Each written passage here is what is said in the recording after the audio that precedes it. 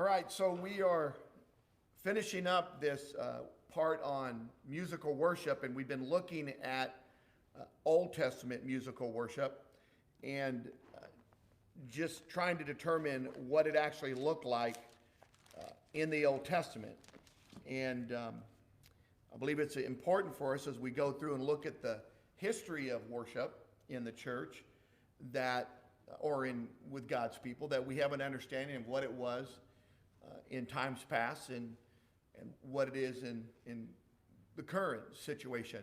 And not that what it was in times past is any command for us today or reflects on what we should be doing today.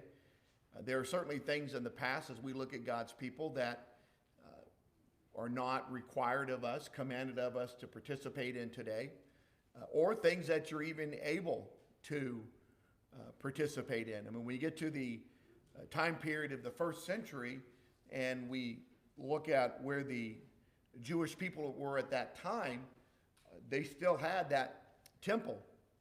And we know that a destruction eventually comes.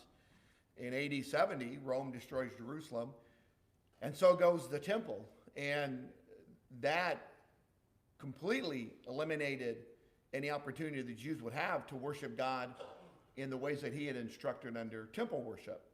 So they could not continue to fulfill the command of God to worship him as he had instructed because the temple was no longer there. Now, that also plays into the fact that we were not commanded to continue to worship God in that way anyway, right? That was not something that was passed on to the New Testament church. Old Testament worship was not what they were instructed to do. So there are times when the covenant would change and what God's people did at one time was no longer applicable to them in another generation. But then there's also times when it was just impossible for them to fulfill that because of what they'd become. You know, it's interesting if you go back and look at the commands of tabernacle worship and then into temple worship. Sometimes the question is raised, if God is commanding this of someone and penalty of eternal separation, then would he not be obligated to provide the means for this to be accessible, right? To command you to do something and then prevent you from being able to do it is not in line with the nature of God. So the question would come up, well, but what about the temple worship when Israel was divided and went off into captivity? Temple worship was the least of their problems at that point in time. They had so abandoned the ways of God, they were not at that point in time even worshiping God according to his will. So for God to bring in this destruction on Israel and for them to divide, and remember, these are steps they took. God did not take the steps to divide them. This is steps that they took. So they put themselves in their own situation where they were refusing to worship God in the way that he had instructed. And when you go back and look at Jeroboam and how he sets up his own places of worship because he's afraid they're going to go down to Jerusalem, that he took that upon himself. And so if we say, well, but God leads them off in captivity, now they have an inability to worship him in the temple like he commanded. They weren't already doing that, right? They were already abandoning the temple worship. That was not a concern to them. So that's not something that God was preventing them from doing. It was something that they had already determined they weren't going to do. That's why they end up in captivity, at least one of the reasons they end up in captivity in the first place. So as we go through, when we look at the Old Testament worship, we had noted last week that we have examples where there was a use of a musical instrument in worship. 2 Chronicles chapter 29, 26 through 28, we noted that they were in fact using a musical instrument in their temple worship. And we went back and we started looking at kind of a history of it. Let's go back to previous examples. And we looked at Miriam in the Exodus and how, she was celebrating, but there's no way that we could look at that situation with the timbrel and her running around and singing as if that was something that was authorized by God. It was or even a time of a commanded worship to them. Remember, they've just come out of captivity. They do not have the Ten Commandments. They don't have the tabernacle. None of this is even a command of God in regards to their worship. That's not going to come until Mount Sinai. And they've just crossed over the Red Sea, and Pharaoh's been destroyed. So, and his army's been destroyed. So this is just a celebration. If somebody wants to reach back, and people will do that, they grab for passages that will show, hey, look, this is what they did, and if they did it, it must be acceptable to God. Well, God neither approved of it nor condemned it in those passages. And so I would just remain silent on that, as either him approving of it or him condemning it.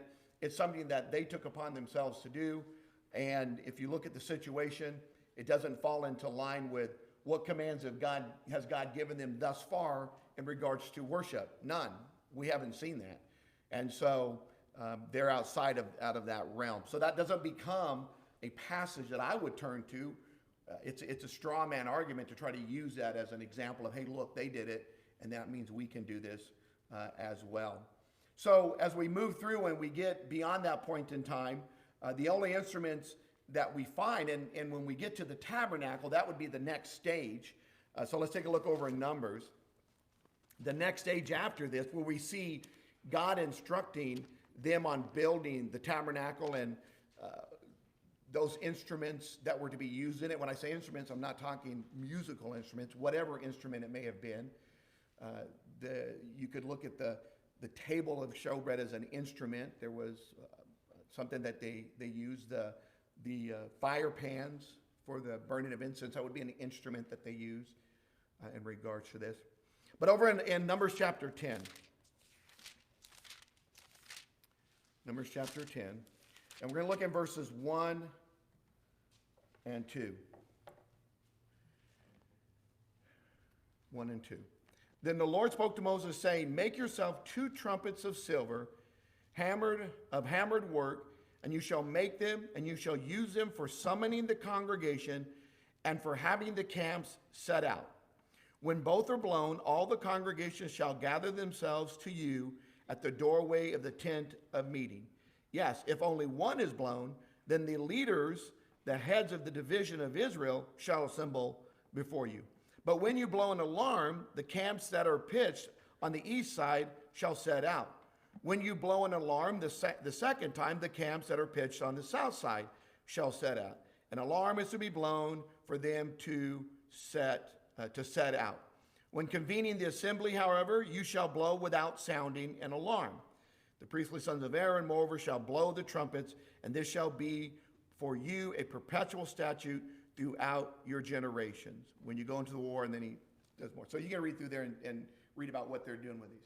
So in the tabernacle, as they're being instructed, Moses is being instructed to build it, there is a trumpet that is being used. But the trumpet was never used as an act of musical worship. It was something that was used to call the assembly, to call out for war.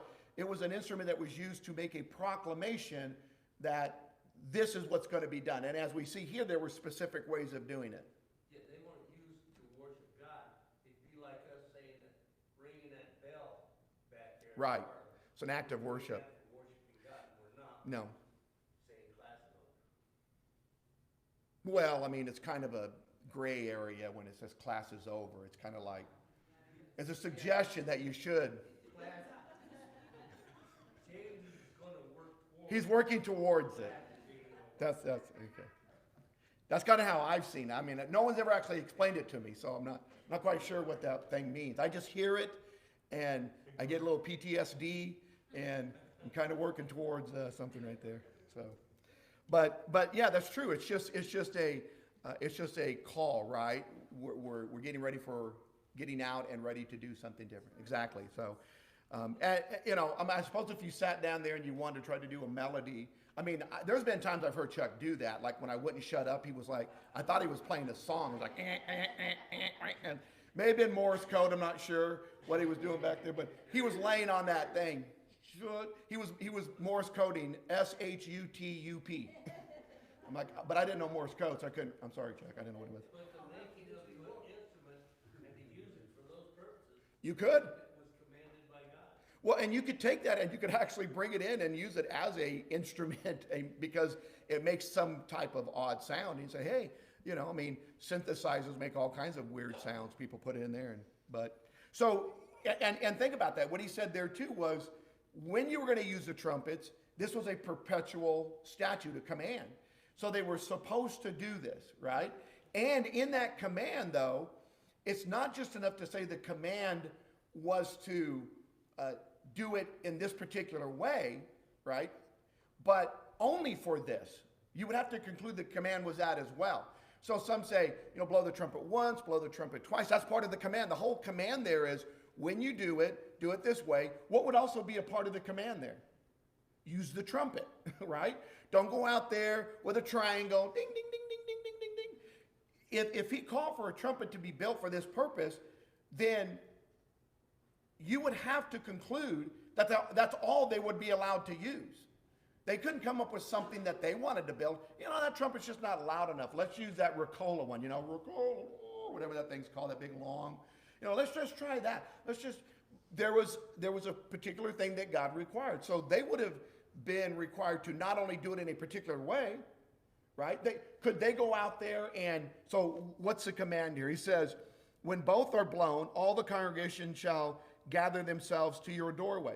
Would they be okay not to blow both of them? Because what would the message be?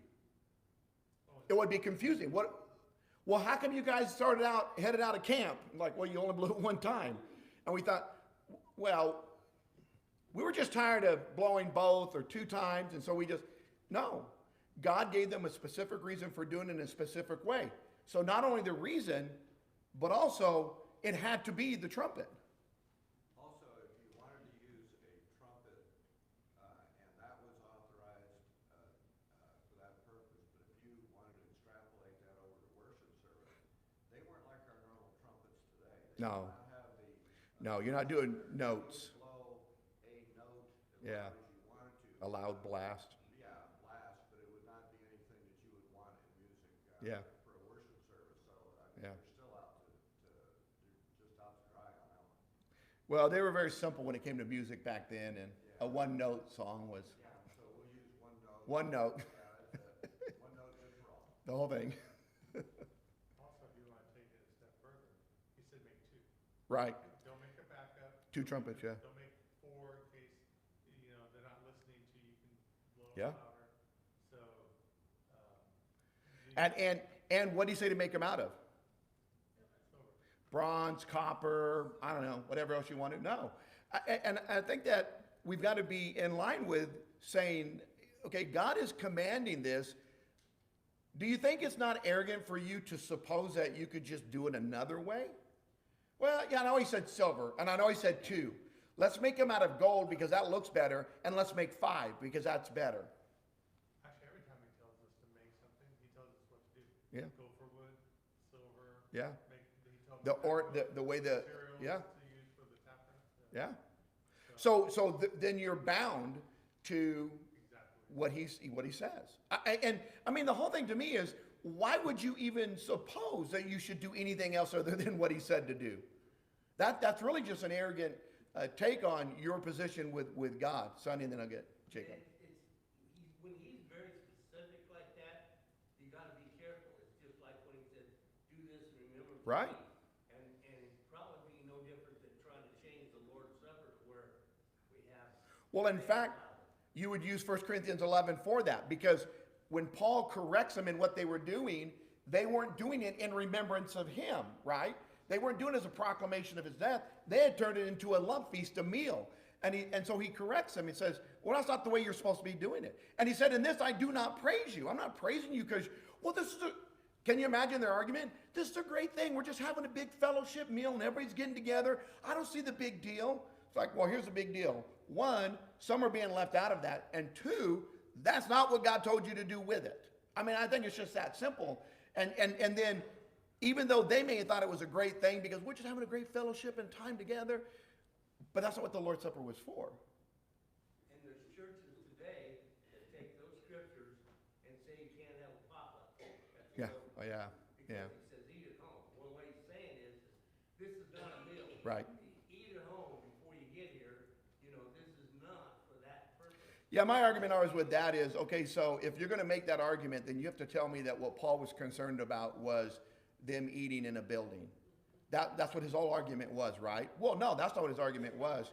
So you're going to extrapolate that out of there. Somehow you're going to pull it out because he used this phrase, that phrase, don't you have homes to eat in, has to be considered in the context of the overall discussion, not just something you pull out and say, guess what? You can't eat in a building. Why? Because he said, don't you have homes to eat in? Well, but they also weren't eating in buildings. They were eating in homes. They didn't have church buildings. They were under a tree. They were in someone's house. Then your argument kind of, well, okay. I think the sound also has to be recognizable so people know what they're being called for. Yeah. Keep changing sounds and Yeah. different instruments. And that's a great point, because even Paul brings that up in 1 Corinthians 13 about the miraculous gifts, right? And he talks about the cymbal being used. And if it loses its distinct sound, then you're not going to recognize what it is. Well, for these people to be aware of what was happening, they had to have an instrument, a sound that they would recognize, right? And then a pattern they would recognize, right? Because without that, then you're going to have the whole camp going, are we supposed to break out and go to war? Or are we going to the assembly? I'm just not sure what we're supposed to do. Well, I mean, that just plays into denominationalism today, because they're like, I'm not sure what we're supposed to do. You know what the answer is? Do whatever you want to do. Doesn't make a difference. That's why you go to one camp and they're doing one thing, and another camp and they're doing something completely different. It's like, if you all are the Lord's church, how come you're not doing the same thing? There's something wrong with that picture there. So it's like Bob Ross started having some problems and was painting 5 different pictures, all claiming they were the same thing. It's like, no, Bob, those aren't the same pictures. Yeah, but it's me doing the strokes on it. Yeah, but you're painting 5 different pictures. Don't call it the same thing. All right, so we understand that instrument then, the trumpets, they were used for a particular reason, and they were not for musical purposes. We never see it being used for musical purposes. And again, I think that is key. I think that the service, in the old days, they didn't have cell phones. They had trumpets when there was, Yeah, call somebody in. Yeah. Yeah. So, How are you gonna notify? I mean, everybody knew, they knew when the Sabbath, they knew, but there were times when you're gonna call them to gather that, get the message out. How? Blow that trumpet. People are gonna hear that thing, and they're gonna, and it's like, yeah, but I mean, we're talking miles, or people are gonna hear. It doesn't have to be. All it has to be is the people up front, because the people up front hear it, and what are they gonna do? They're gonna tell the people behind them, the trumpet just blew. Oh, okay. If you actually have those open spaces, that sound travels a long distance. Yeah.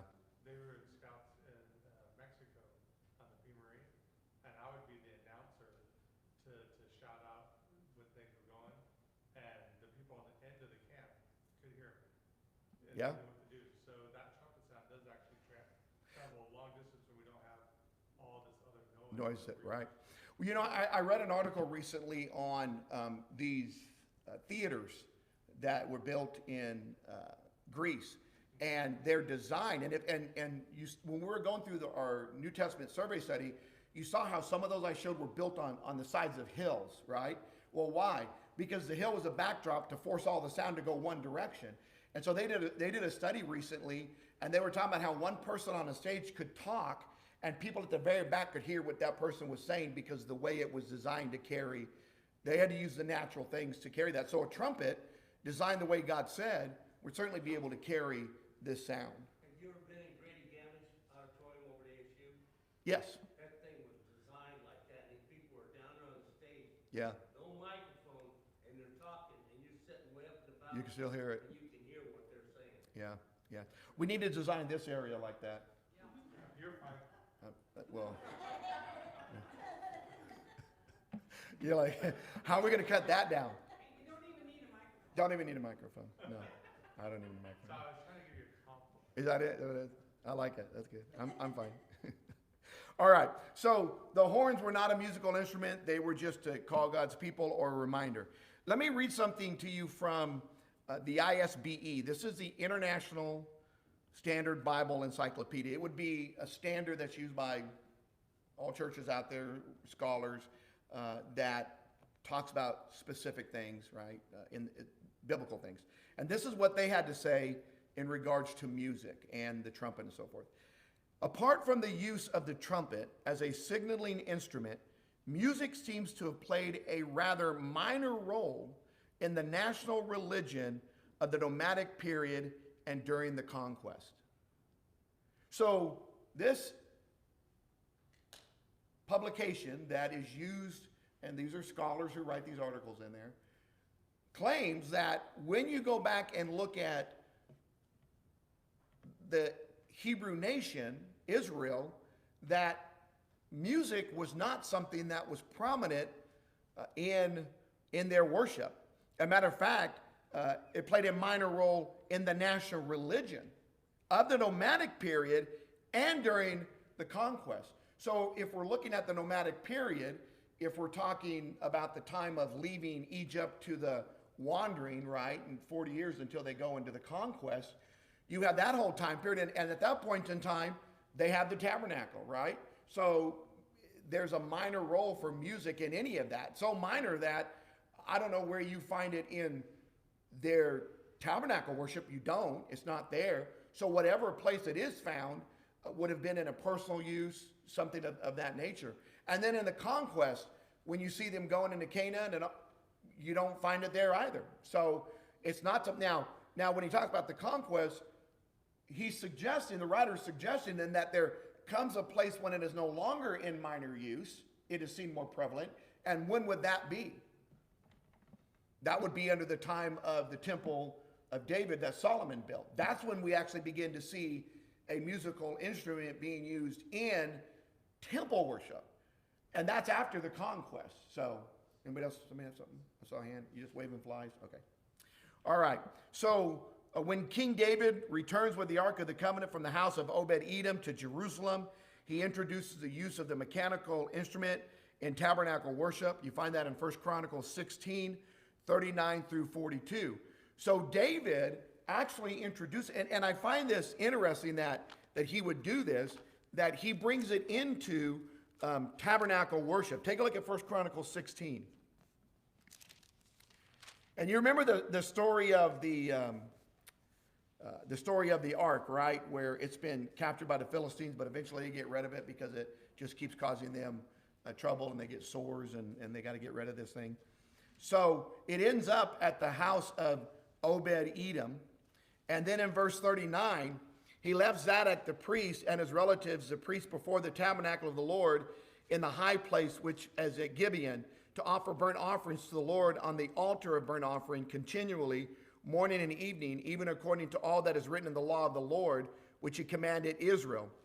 With them were Heman, Jeduthun, and the rest who were chosen, who were designated by name to give thanks to the Lord because of his loving kindness is everlasting. And with them were Heman and Jeduthun, with trumpets and cymbals for those who should sound aloud, and with instruments for the songs of God, and the sons of Jeduthun for the gate. So this is a problem where this is not something that God had instructed David to do. This was never instructed under tabernacle worship.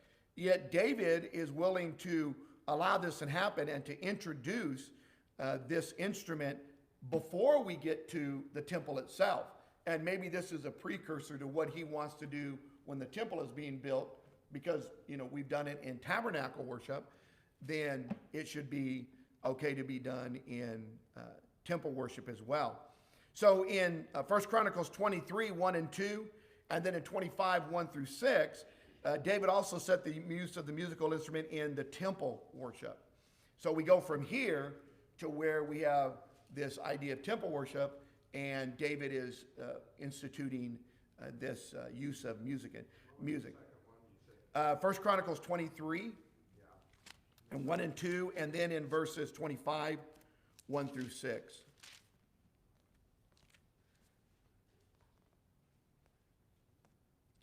So in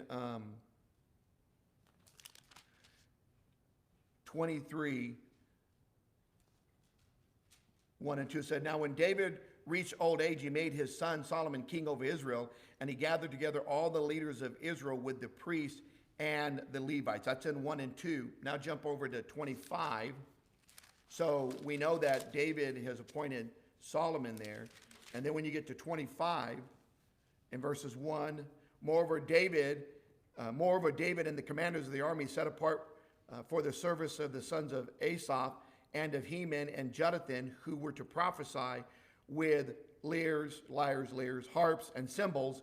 And the number of those who performed their services was, and it goes on, of the sons of Asaph, Zachar, Joseph. And then look down in 25 and then verse 6. All these were under the direction of their father to sing in the house of the Lord with cymbals, harps, and lyres for their service, the house of God. Asaph, Jeduthun, Heman were under the direction of the king, right? So we see them using this. Now, again, I want to tie back to the fact that David begins this at the latter part of his life with tabernacle, and then he introduces it later on at the end of his life with the temple, and once Solomon has become king, it's under their command that he's doing this. So this is something that he's introducing. In these connections, or these passages here, it's not until we look at the fact that this was approved of by God in temple worship that this is something that we would say would be acceptable. Right now, we don't have that. Right at that point in time, what we're reading here, we don't see where God is telling them to do this. We don't have it. Certainly, you don't have it in tabernacle worship at all.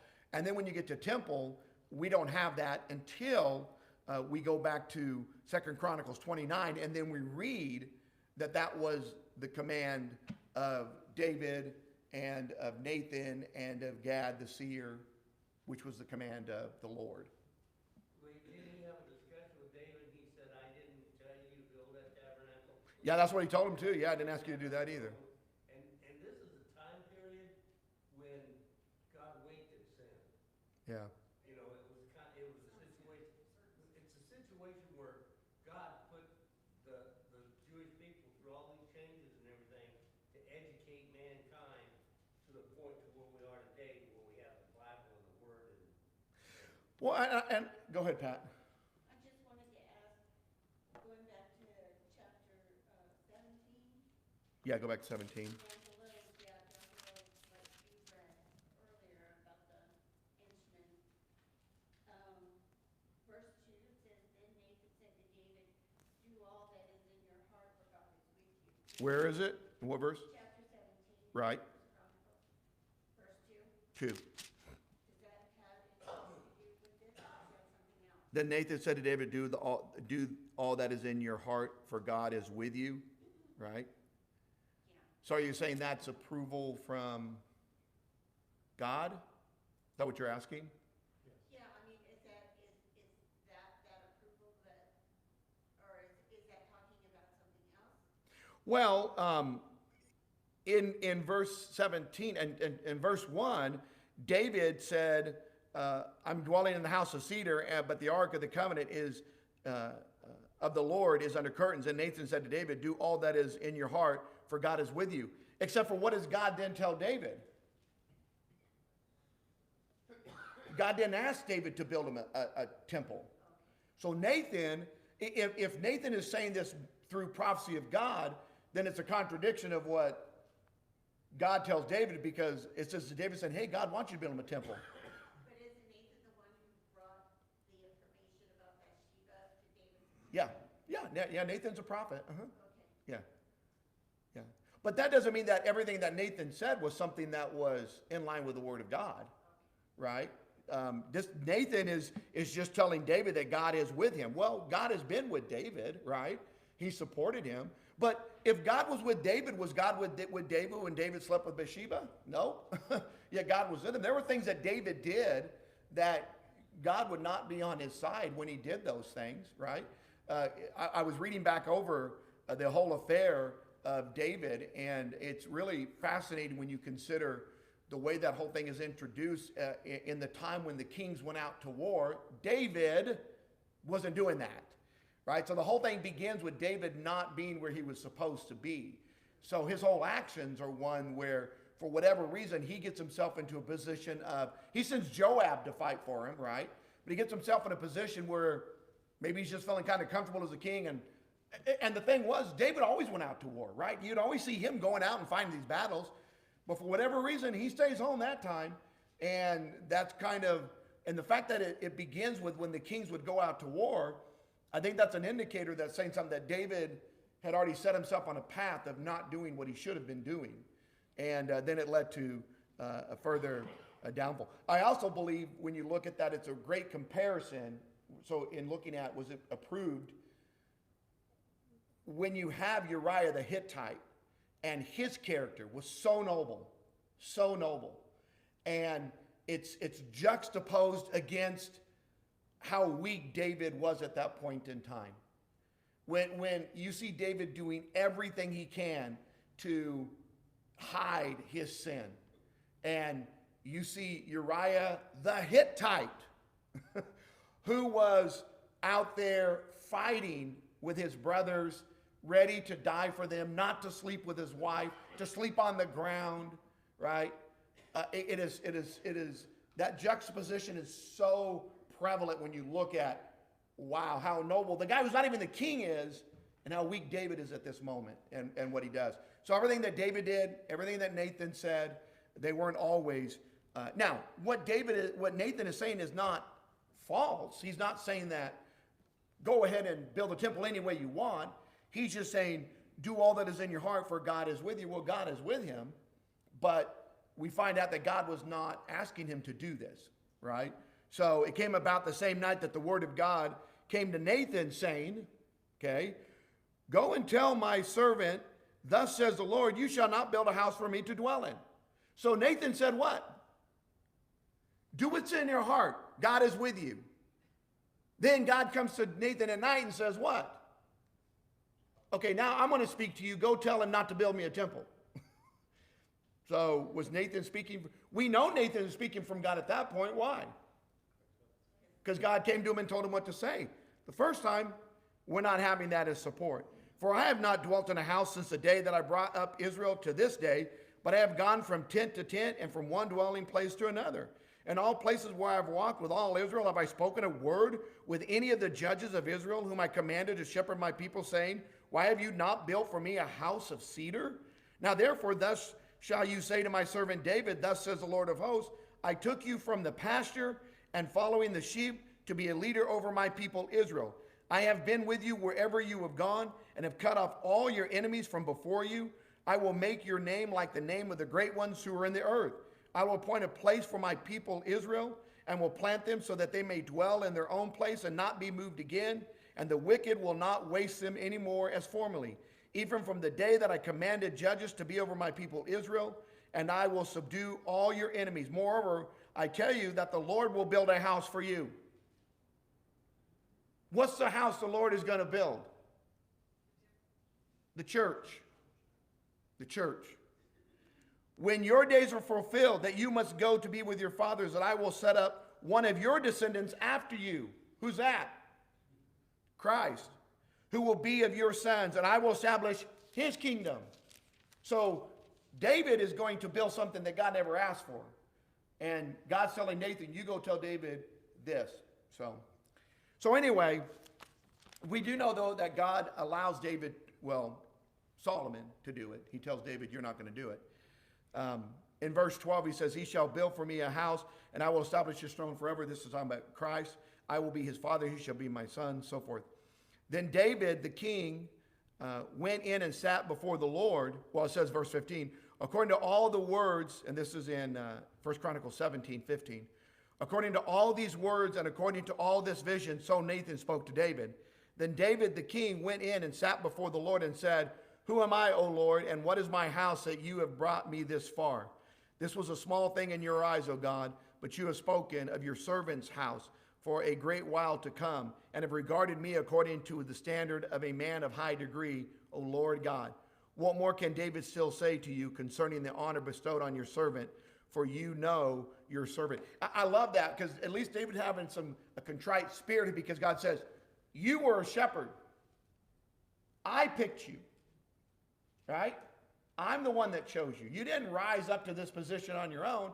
And these battles that you've won, these victories that you've succeeded in, I delivered those enemies to your hand. Don't get to thinking, hey, David, look at me, and now I'm going to build this giant temple for God. So, all right. So we know that Solomon eventually builds that temple, and in 2 Chronicles 5, 11 through 13, they have the instruments in that temple worship. So take a look over there, 2 Chronicles 5, beginning in verse 11. 2 Chronicles 5, verse 11. When the priests came forth from the holy place, for all the priests who were present had sanctified themselves without regard to divisions, and all the Levitical singers, Asaph, Heman, Jeduthun, and look, we keep hearing of these same guys, right? From all the way back when they started doing it in the tabernacle, and here they are in temple. And their sons and kinsmen clothed in fine linen with cymbals, harps, and lyres, standing east of the altar, and with them 120 priests blowing trumpets. In unison, when the trumpeters and the singers were to make themselves heard, and with one voice to praise and to glorify the Lord, and when they lifted up their voice, accompanied by the trumpets and cymbals and instruments of music, and when they praised the Lord, saying, He indeed is good, so forth. So now we have this time when they are bringing the ark into the temple. They're dedicating the temple, and this is what's taking place in the temple. This was nothing of this sort took place in the tabernacle. There was, they didn't have this big ceremony where everybody's blowing all these trumpets and all these, harps and cymbals and guitars and drums and pianos and, their orchestra in the back with the viola and, they were not just going away at it and celebrating God coming in. This was something that they had brought in. Now, granted, we're going to find out again in 2 Chronicles 29 that God permitted this. Now, this is my point of this the whole point of this. Did he did the? Oh, yeah. Chad's like, oh yeah, he did it. The trumpets blasted. Okay, Chuck blasted the trumpet back there. So I'm gonna give him a trumpet. He's back there, he'll blow that thing. He may actually blow it one time and then fall over for lack of. We'll give it to Sonny and let Sonny blow it. He'd be like, it's like a kazoo. So we're gonna give you a kazoo, Sonny. So the whole point is this. However you want to argue this and try to say, well, look, they did this. I'm not going to argue that they didn't do it. How do you argue that they didn't do it? Okay? If you don't want to accept the fact that in 2 Chronicles 29, it says that this was the command of David and Nathan and Gad the seer, and it was the command of the Lord, if you don't want to argue that, you still can't argue that they didn't use the instrument. Now, the outcome would be it was a sinful act, that they were participating in a sinful act in temple worship, and that God did not approve of it. Yet, nowhere is that ever condemned. And I would suppose that if this was something that God just did not want them to do, that should have been said somewhere, that they were violating the temple worship of God. So that's not mentioned. Now, the other argument would be still the same, that they were doing it, no argument against that, but that this was something that God allowed them to do. And you say, well, why would God allow them to do this? Well, one, it's not his tabernacle. The tabernacle was his design.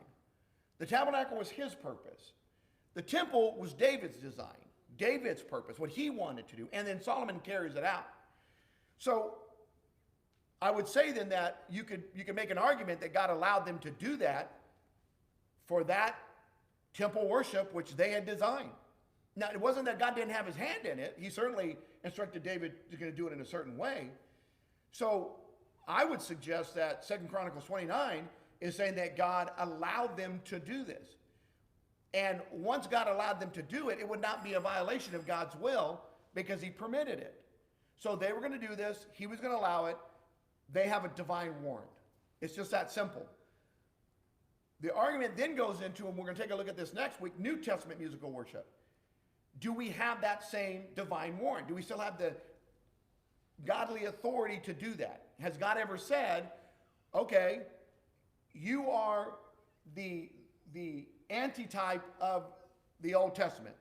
Type and antitype. The type is the shadow. That's what the type, when the typewriter strikes, that's called the type.